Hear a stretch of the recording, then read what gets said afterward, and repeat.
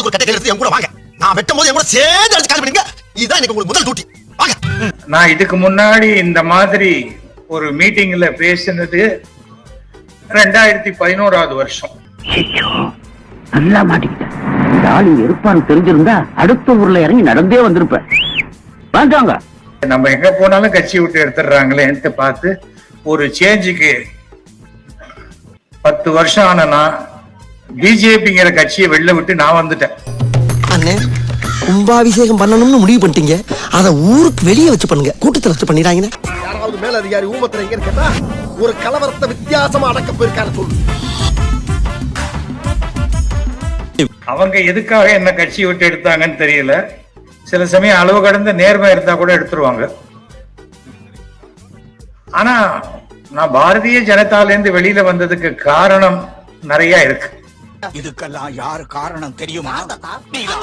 திரு மாசு சொன்னார், எங்களெல்லாம் ஆன்டி நேஷனல்னு சொல்றாங்க. தேசம் நம்மள சொல்றதுக்கு யாருக்கும் எந்த தகுதியும் கிடையாது. நீ என்ன சொன்னாலும் நான் கேட்டுக்கணுமா? Don't put word in my mouth. இந்த அவமானம் உனக்கு தேவையா? ஏனென்றால் இந்தியாவில் பிறந்தவன் இந்தியன், தமிழகத்தில் பிறந்தவன் தமிழன். அவ்வளவுதான். அன்னப்பறவை பாலையும் தண்ணியும் பிரிக்கிற மாதிரி நியாய அநியாயத்தை பிரிச்சு பார்த்து நல்லது கெட்டதை பகிர்ந்து பார்த்து உண்மையும் பொய்யும் உடைச்சு பார்த்து உருப்படியா ஒரு தீர்ப்பை சொன்னீங்களே, ரொம்ப நன்றிங்கய்யா. என்ன தேச விரோதம்? அப்ப அந்த தேசத்துக்குள்ள தமிழ்நாடு இல்லையா? தேசத்துக்குள்ள தமிழ்நாடு இருக்கா இல்லையா? இருக்கு. இல்ல எப்படி தெரியும்? எனக்கு தெரியுமா தெரியாதா? தெரியாது தெரியாது தெரியாது தெரியாதா? தெரியும். என்ன பண்ணாங்க? எனக்கு மண்டை மாத்திரம் கிடையாது, உடம்பு முழுக்க இருக்கு அப்படின்னு சொல்ற மாதிரி இருக்குது அவங்க சொல்றது. அயோக்கியத்தனம், மொள்ள மாறித்தனம், இல்ல ராசா, மண்ட கர்வம். சத்தியமா கிடையாது. பின்ன அப்பா தெரியாம சொல்லிட்டப்பா. ஆமா, என்ன பைத்தியம் நினைச்சேன். உன்னைய போய் அப்படி நினைப்பனாப்பா? அப்ப நீ பைத்தியம் தானே? சும்மா இதெல்லாம் யாரோ ஒருத்தர் 2 பேர் சொல்லி பழகி போய் அது உடனே ஆன்டி நேஷனல்னு சொல்ற. அது கொஞ்சம் லூசுத்தனமான பேச்சுன்னு சொல்லலாம், லோக்கலா சொல்றதுன்னா. ஆஹா, வலைய விரிக்கிறான், வம்பளுக்கிறானே, வாயை கொடுத்து வாயில உன்னோட ஊர் வச்சிடக்கூடாதா சாமி? டெய்லி கார்த்தால மைக்க பார்த்தா வியாதிகாரம் வாந்தி எடுக்கிற மாதிரி பேசணுங்கிறதுக்கு சில பேர் இருக்காங்க. இவன் சொல்ற அடையாளம் உள்ளவன் எங்க இருந்தாலும் தூக்கிட்டு வந்து என் காலடியில போடுங்கடா. அவனை நான் மிதிச்சே கொல்றேன். அவன் ஒண்ணு தர சொல்றான். ஆனால் நம்முடைய முதலமைச்சர் ஒன்னும் போலீஸ்ல இருந்து ஒரு 6 வருஷம் இருந்து வேலையை விட்டு தூக்கிட்டு வாங்குறவங்கள பயத்துல அங்க ரிசைன் பண்ணி கட்சிக்கெல்லாம் வரல. என்னடா பொழுது போயிருச்சு, ஒண்ணும் நடக்கலையேன்னு பார்த்தேன். நடந்துருச்சு, நடத்திட்டாங்க. நான் யார சொல்றேன்னு நான் சாதாரணமா சொன்னேன், நீங்க ஏதோ தப்பா எடுத்துக்காதீங்க. கௌரவம்னு என் கௌரவத்தையே ஆரம்பிச்சிட்டீங்களா? டேய், நீ எந்த ஜில்லாவுல இருந்தாலும் சரி, ஓ உசுறு என் கையில தான். டேய், என் கையில தான். வாய திறந்தா போய் அவர் பண்ண தப்புக்கு நான் ஏன் சவுக்கால அடிச்சுக்கணும்?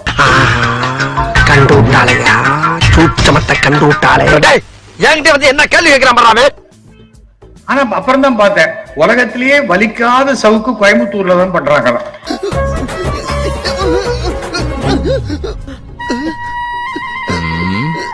போடா போடா போ. பஞ்சிலேயே பண்றாங்க. அத்தனை அடி அடிச்சா கூட ஒரு காயம் கூட இல்ல. என்ன, நான் செருப்பு போட்டுக்க மாட்டேன். முந்தா நேத்துக்கு பார்த்தா ஷூ போட்டுன்னு போறாராம். இதுக்கு 4 பேர்த்த மூத்திரத்தை வாங்கி மடக்கு குடிக்க வேண்டியதானே? ஏன்டா இந்த வேலை பாக்குறீங்க? டேய், யார மூத்திரத்தை குடிக்க சொல்ற? உன்னதான் குடிக்க சொல்றேன். ஓ, செருப்பு தான் போட்டுக்க மாட்டேன், ஷூ போட்டுக்கலாம் போல இருக்கு. வாய திறந்தா போயிங்க. அப்படியா போய் என்ன யோசிக்கிற? இல்ல, பொய் எப்படி சொல்றதுன்னு யோசிக்கிறேன்.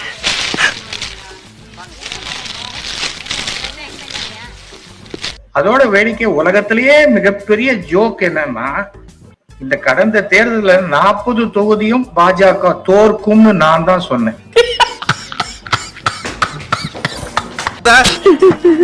என்ன பீலிங்? 40 தொகுதியும் தோற்கும் சொன்னேன். உடனே உனக்கு அண்ணாமலை மேல கோவம். எனக்கு என்ன கோவம் வந்தாலும், என் பையன் வயசு கூட கிடையாது, எனக்கு என்ன கோவம்? என்னோட தகுதிக்கு அவருக்கு என்ன சம்பந்தம்? நீங்க அரசியல்ல பெரிய கிரிமினலா? நாங்க எப்படி? எனக்கு அரசியல் 1000 எதிரி இருக்கான். அதுல முதல் எதிரி நீதான். இந்த சினேக் பாபு சேர்த்து வச்ச விஷத்தை பூரா ஓ மேலதான் கக்குவேன். அவர் என்ன பார்த்து கேட்டார், ஏன்னா என்ன பத்தி பேசுறதுக்கு என்ன பாரம்பரியம், பாரம்பரியத்தை பத்தி எல்லாம் இங்க பேசக்கூடாது. பாரம்பரியம் இல்லாதவன் அப்படி சொல்லுவான். தேவையானு கேக்குறேன்.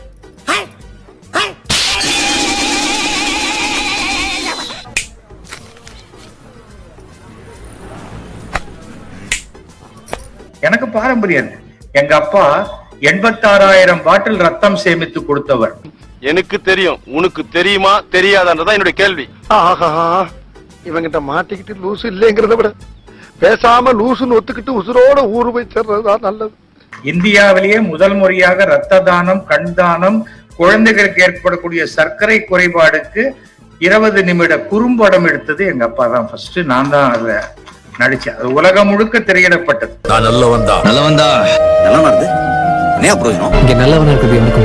இப்பெல்லாம் நல்லவங்களுக்கு காலமே இல்ல பாட்டி. கொடுத்துட்டு வந்தேன். இது வரைக்கும் நான் 53 தடவை ரத்தம் கொடுத்துருக்கேன். 200 பேர் உயிரை காப்பாத்திருக்கேன். அதுல யாரும் என் ஜாதிகாரன் கிடையாது. ஜாதி மதம் பார்த்து கொடுக்கறதெல்லாம் ரத்தம் கிடையாது. அதனால அதை நம்ம படுத்து நம்மளால முடிஞ்சா அடுத்த உயிரை காப்பாத்து. சிகப்பா இருக்கிறவன் பொய் சொல்ல மாட்டான்டா. இது என்னடா புது பொருளியா இருக்கு? பொய் சொல்றதுல சிகப்பென்ன கருப்பென்ன? ஐயோ, புதுசு புதுசா கிளப்பி விடுறாங்களே. என்னண்ணே நீங்க என்ன விதைக்கிறீங்களோ அதுதான் உங்களுக்கு வரும். அதுதான் நான் சொல்லியிருக்கேன். நிறைய பெரிய அங்க முஸ்லீம் பெரியவர் உட்கார்ந்துருக்கார். ஏதாவது நல்லபடியா நடக்கும் இன்ஷா அல்லாஹ் அப்படிம்பார். இறைவன் ஆணைப்படி அது நடக்கும். அவ்வளவுதான். நான் அதைத்தான் நம்புறேன். இறைவன் விருப்பப்படிதான் நடக்கும்.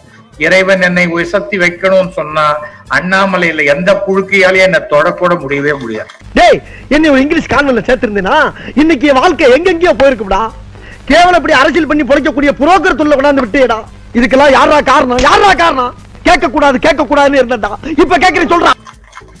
என்ன பண்ண முடிஞ்சது?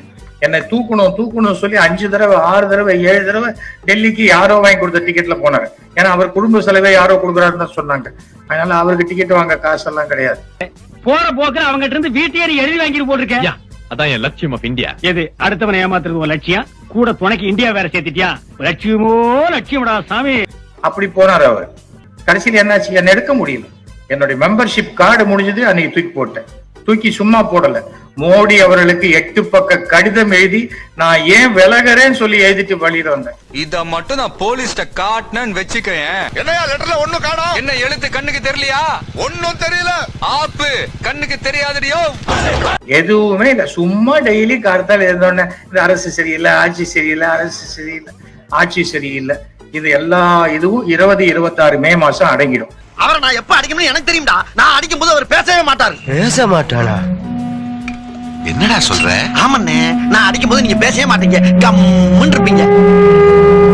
நடந்துச்சா?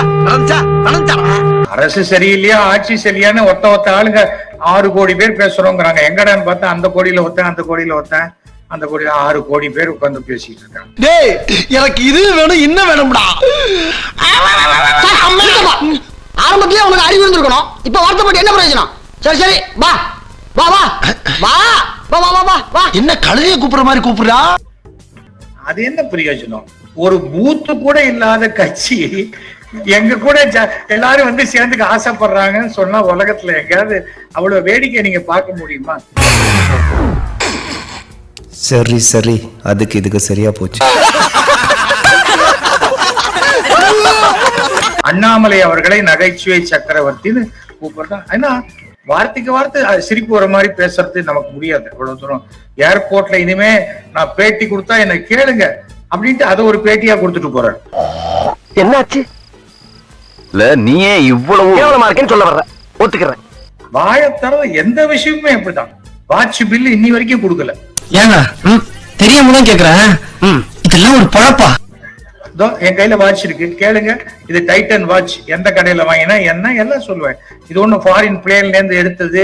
இதை நான் வந்து 10 லட்சம் ரூபாய்க்கு வாங்கி எனக்கு வந்து லாபத்துல 2 லட்சம் ரூபாய்க்கு கொடுத்தான் அப்படின்லாம் நான் சொல்லல. இது இப்படி கலக்கிட்டல. நீயாவது புத்தி சொல்ல கூடாதாடா? எங்க கேக்குறான் எப்படி நீ கலங்கஸ்தப்பா? சந்தோஷமா? எதுக்கு? ஏன் நேர்மையா நீ சம்பாதிச்சா பயம் இல்லாமல் இருக்கலாம். 1000 பேரை பாத்துருக்கேன். ஆனா உன்ன மாதிரி ஒரு டுபாக்கு கூட நான் பார்த்ததே இல்ல. அரசாங்கம் டாஸ்மாக் திறந்துச்சு போச்சு போச்சு போச்சு கத்துறாங்க. அரசாங்கம் மருந்து கடையில விஷம் கூட தான் விக்குது. வாங்கி குடிக்கிறீங்களா? காலை கழுவி நீ குடிப்பியாடா? நீ கேட்ட ஒவ்வொரு கேள்வி என்ன செருப்பால் அடிச்ச மாதிரி இருக்குடா. மாதிரி இல்ல, உண்மையிலே செருப்பால தான் அடிச்சது. எங்களால தான் அரசாங்கம் என்ன நடக்குது, நாளைக்கு எங்களுக்கு சப்சிடி கொடுக்கணும், இது கொடுக்கணும்னு பேசினா அர்த்தமே இல்லை. ஒழுக்கம் இல்லாத வாழ்க்கையை வாழ்ந்துகிட்டு அரசாங்கத்தை குற்றம் சொல்வதில் எந்த பிரயோஜனமும் கிடையாது. எந்த அரசாங்கமா இருந்தாலும் மக்களுக்கும் பொறுப்பு உணர்ச்சி இருக்கும். தீ சுடுன்னு திரும்ப திரும்ப வார்த்தையில சொன்னா புரியாது. விரல புடிச்சு சுட வைக்கணும். சில விஷயங்களை சொல்றதை விட செஞ்சு காட்டினாதான் பிராக்டிகலா ஒர்க் அவுட் ஆகும்.